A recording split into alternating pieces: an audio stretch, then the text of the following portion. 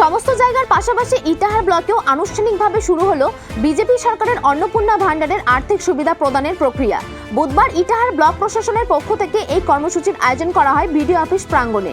নবান্ন থেকে রাজ্যের মুখ্যমন্ত্রী শুভেন্দু অধিকারী ভার্চুয়ালি এই কর্মসূচির সূচনা করে প্রথম ধাপে 28,25,729 জন উপভোক্তাকে সরকারি ব্যাংক অ্যাকাউন্টে 3,000 টাকার আর্থিক সহায়তা প্রদান করে। সেই মতো ইটাহার ব্লকে প্রায় 10,000 উপভোক্তাকে এই সুবিধা প্রদান করা হয়।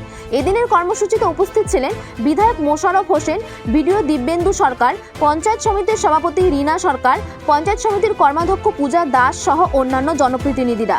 ইটাহার ব্লকের প্রায় শতাধিক উপভোক্তার হাতে অনুষ্ঠান মঞ্চ থেকে অন্নপূর্ণা ভান্ডারের সরকারি শংসাপত্র তুলে দেন বিডিও ও উপস্থিত জনপ্রতিনিধিরা। ইটাহার থেকে নিজস্ব প্রতিনিধি রিপোর্ট এন ন্যাশনাল নিউজ। অফিসে কি প্রোগ্রাম?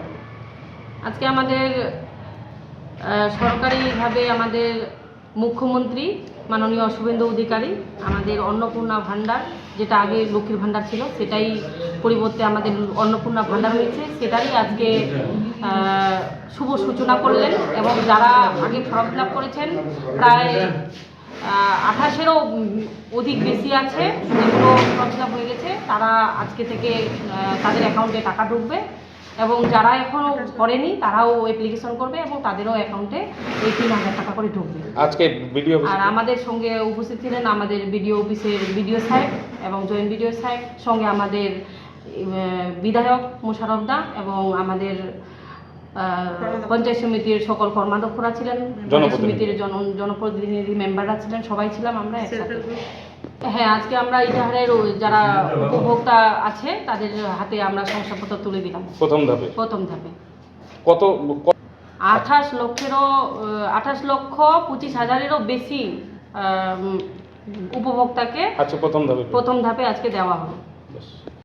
আপনার স্বাস্থ্যের বিশ্বস্ত ঠিকানা ইটাহারের দুর্গাপুরে নিয়ে এসেছে সুস্থ জীবন ডায়াগনস্টিক সেন্টার।